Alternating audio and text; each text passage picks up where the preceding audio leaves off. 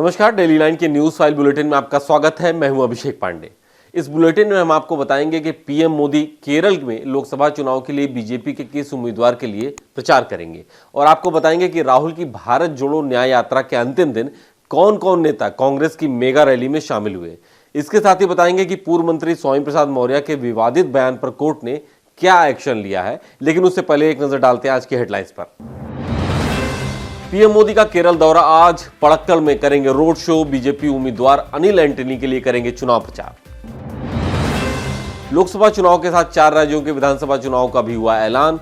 आंध्र प्रदेश, ओडिशा, अरुणाचल प्रदेश और सिक्किम में होंगे विधानसभा चुनाव। 13 राज्यों की 26 सीटों पर होंगे उपचुनाव। सुप्रीम कोर्ट रजिस्ट्री ने चुनाव आयोग को लौटाया इलेक्टोरल बॉन्ड का डेटा। 2019 और 2023 में दी गई थी जानकारी, आज ईसी की वेबसाइट पर अपलोड करने का दिया है निर्देश। कांग्रेस की भारत जोड़ो न्याय यात्रा का आखिरी दिन, मुंबई में होगा समापन। राहुल गांधी ने निकाली न्याय संकल्प पदयात्रा। प्रियंका गांधी और स्वरा भास्कर हुई शामिल। दिल्ली शराब घोटाले केस में फंसी कविता, राउज एवेन्यू कोर्ट ने ईडी को दी 8 दिन की रिमांड। केजरीवाल को ईडी ने फिर से भेजा एक और समन। अब बात करते हैं पहली खबर की। प्रधानमंत्री नरेंद्र मोदी 15 मार्च से केरल के दौरे पर हैं। इस दौरान वे आज यानी 17 मार्च को राज्य के पलक्कड़ में रोड शो करेंगे। यहां से बीजेपी उम्मीदवार अनिल एंटनी के लिए चुनाव प्रचार करेंगे। अनिल एंटनी कांग्रेस नेता और पूर्व केंद्रीय मंत्री एके एंटनी के बेटे हैं। आपको बता दें कि पीएम मोदी का इस साल केरल का यह 5वां दौरा है। इससे पहले पीएम मोदी ने 15 मार्च को केरल में ही एक और जनसभा की थी। तब उन्होंने कहा था कि इस बार केरल में कमल खिलने जा रहा है। यहां के लोग कह रहे हैं कि अब की बार 400 पार। अब बात कर लेते हैं अगली खबर की। देश में लोकसभा चुनाव की तारीखों का ऐलान हो गया है। चुनाव आयोग ने 16 मार्च को प्रेस कॉन्फ्रेंस करके पूरे शेड्यूल की घोषणा की है। इसके साथ ही चुनाव आयोग ने 4 राज्यों आंध्र प्रदेश, ओडिशा, अरुणाचल प्रदेश और सिक्किम में विधानसभा चुनाव की तारीखों का भी ऐलान कर दिया।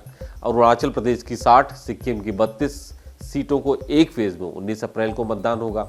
आंध्र प्रदेश की 175 सीटों पर 13 मई को वोटिंग होगी। वहीं ओडिशा की सभी 147 सीटों पर 4 चरणों में मतदान होगा। यहां 13 मई, 20 मई, 25 मई और 1 जून को वोट डाले जाएंगे। इसके अलावा गुजरात की 5, यूपी की 4, हरियाणा, बिहार, झारखंड, महाराष्ट्र, त्रिपुरा, पश्चिम बंगाल, तेलंगाना, राजस्थान, कर्नाटक, तमिलनाडु की एक विधानसभा सीट पर उपचुनाव भी होगा। यहां उस क्षेत्र में होने वाले लोकसभा चुनाव के साथ ही नोटिफिकेशन जारी होगा और वोटिंग होगी। इन सभी राज्यों में मतों की गणना लोकसभा चुनाव की काउंटिंग के साथ ही 4 जून को कराई जाएगी। अब बात कर लेते हैं अगली खबर की। इलेक्टोरल बॉन्ड केस में सुप्रीम कोर्ट के आदेश पर कार्रवाई जारी है।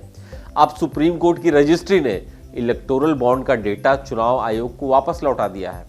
चुनाव आयोग ने सुप्रीम कोर्ट में कहा था कि वेबसाइट पर अपलोड करने के लिए उसके पास डेटा की कॉपी नहीं है।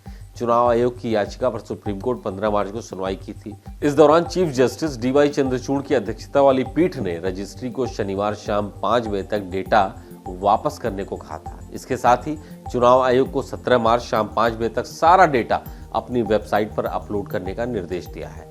सुप्रीम कोर्ट को यह डेटा 2019 और 2023 में दिया गया था। आपको बता दें कि इलेक्टोरल बॉन्ड की वैधता पर सुनवाई के दौरान कोर्ट ने 2023 में सितंबर तक राजनीतिक पार्टियों को मिले चंदे की जानकारी मांगी थी। इससे पहले कोर्ट ने 2019 में भी फंड से जुड़ी जानकारी मांगी थी। अब बात करते हैं अगली खबर की। 14 जनवरी को मणिपुर से शुरू हुई कांग्रेस की भारत जोड़ो न्याय यात्रा का आज आखिरी दिन है। 63 दिन तक चली राहुल गांधी की न्याय यात्रा आज महाराष्ट्र के मुंबई में खत्म हुई।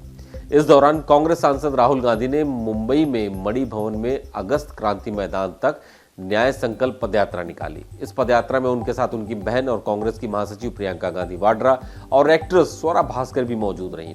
वहीं राहुल की न्याय यात्रा के समापन को लेकर शिवाजी पार्क में एक मेगा रैली का आयोजन है। इस रैली में तमिलनाडु के मुख्यमंत्री एम के स्टालिन, आरजेडी नेता तेजस्वी यादव और सपा अध्यक्ष अखिलेश यादव शामिल हुए। इसके अलावा इंडिया गठबंधन के नेता भी इस रैली में पहुंचे। अब बात कर लेते हैं अगली खबर की। प्रवर्तन निदेशालय ने आज 17 मार्च को दिल्ली के मुख्यमंत्री अरविंद केजरीवाल को नवा समन भेजा है। ईडी ने अब उन्हें 21 मार्च को पूछताछ के लिए बुलाया है। आपको बता दें कि शराब नीति घोटाला मामले में ईडी अरविंद केजरीवाल को अब तक 8 समन भेज चुकी है।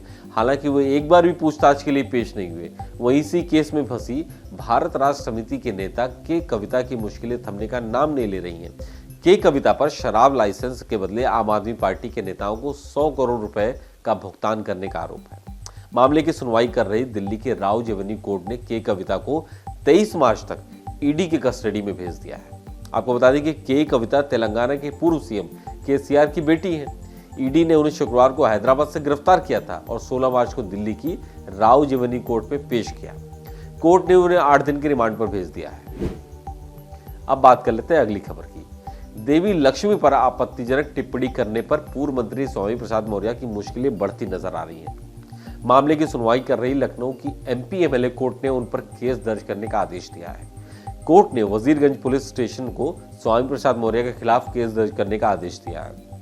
इसके साथ ही 7 दिनों के अंदर एफआईआर की कॉपी कोर्ट में भेजने को कहा है। आपको बता दें कि स्वामी प्रसाद मौर्य पर देवी लक्ष्मी पर टिप्पणी कर हिंदू भावनाओं को आहत करने का आरोप है। शिकायतकर्ता रागिनी रस्तोगी का आरोप है कि बीते साल 15 नवंबर को दिए उनके बयान से करोड़ों हिंदुओं की भावनाएं आहत हुई हैं। आज के daily line news file bulletin में सिर्फ इतना ही। देश दुनिया के तमाम खबरों को पाने के लिए आप देखते रहिए डेली लाइन।